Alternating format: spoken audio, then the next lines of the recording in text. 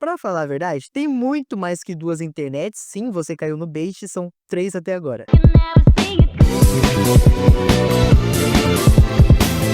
Essa diferenciação de internet não existe desde o começo, até porque ninguém da internet 1 sabia que ia existir a internet 2, mas o termo Web 1.0 chegou e ficou famoso lá em 2004, quando foi lançado o evento chamado Web 2.0 Summit, que a gente fala daqui a pouquinho. A internet 1 foi criada pelo gênio da computação, o Tim Berners-Lee, e acredite ou não, em 1989. Você não era nascido, eu sei que você não era. Essa primeira versão é a base de tudo que temos hoje. Ela era feita em hyperlinks, que são links, sabe? Que você clica e vai pro site, só que nessa época o conteúdo exibido era estático, tanto que o termo web estática era muito popular. Essa internet tentava imitar as páginas de jornais, desde sempre muito poluído, e hoje em dia a gente tem que aguentar aqueles 95 pop-ups. Pois é, isso não é atual. Uma coisa que não acontecia na Web 1 era a comunicação direta, ou seja, a maioria dos usuários não criavam conteúdo, só consumia o que tinha, era muito pouco, e geralmente eram empresas que faziam algo para a Web 1.0. Então, se você queria se comunicar com alguém, era melhor pegar o telefone, porque para usar o e-mail, né? Really terrific that I'm following Leslie, because I'm also going to talk a little bit about culture.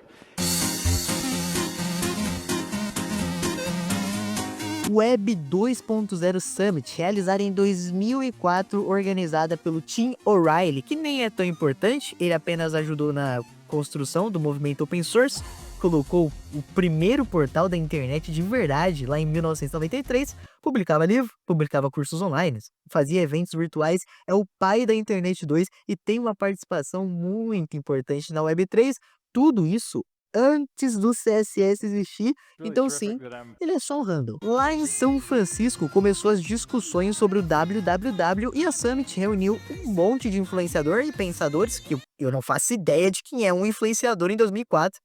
Provavelmente o Cid estava lá, né? E foi nessa reunião onde os pensadores e o Tim deu uma ideia. A internet, ela tá legal, mas ela deveria ser focada na socialização de pessoas, e uns caras nessa época começaram a pensar em como deixar a internet mais sociável. Eram uns caras bem pequenos, né? O CEO do Yahoo e um carinha que tava começando a surgir como um visionário conhecido como Mark Zuckerberg. E dessa reunião saiu a definição: internet estática não é o futuro, ela precisa ser dinâmica.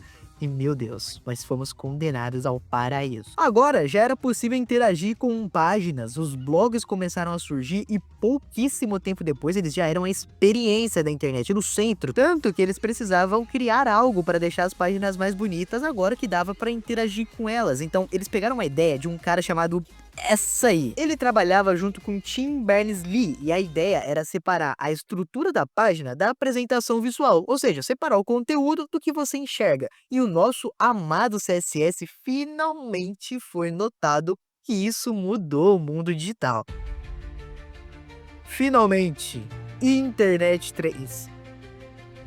Muitos dizem que a Internet 3 ainda tá para acontecer e alguns poucos dizem que nós já estamos vivendo na Internet 3 e temos que nos preocupar de verdade com a Internet 4. Você decide depois de ouvir as definições. A Internet 3 não teve essa data de marcação de início, mas é caracterizada pelos conceitos principais: criptomoeda, machine learning e inteligências artificiais. 20 anos atrás, o nosso gênio já dizia que essa seria a web semântica, onde computadores iriam reconhecer os sentidos dos conteúdos e ia trabalhar junto para criar uma parceria com os seres humanos, que é dependência. E realmente acontece. Os outros pontos, como a descentralização da internet, já não acontece.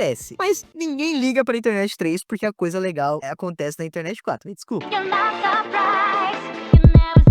Se você já assistiu o filme Her, aquela é a Internet 4 um pouquinho piorada. O domínio das inteligências artificiais, tanto no marketing como no aprendizado de máquina e todas as tecnologias, é o esperado, onde empresas vão buscar estratégias para entregar automação em tudo que é possível. Para os usuários, isso significa hiperconectividade, né? Você vai estar conectado a uma IA e na internet o tempo todo, mesmo que você esteja dormindo. Isso significa que na Internet 4 vai ser mais comum a interação humano-máquina do que humano-humano, e apenas Deus e provavelmente o Tim Berners-Lee conseguiria prever qual vai ser o impacto social disso, mas não se preocupem, o mundo vai acabar bem antes. Muito obrigado por ter assistido, é uma honra voltar aqui uma semana depois de ter postado o vídeo, cara. Você tem que valorizar. Ah, é porque acabou o dinheiro. É verdade, mas por favor, deixe seu like e comenta o que você espera da Internet 4 ou qualquer coisa para eu poder sair do limbo que é essa rede social.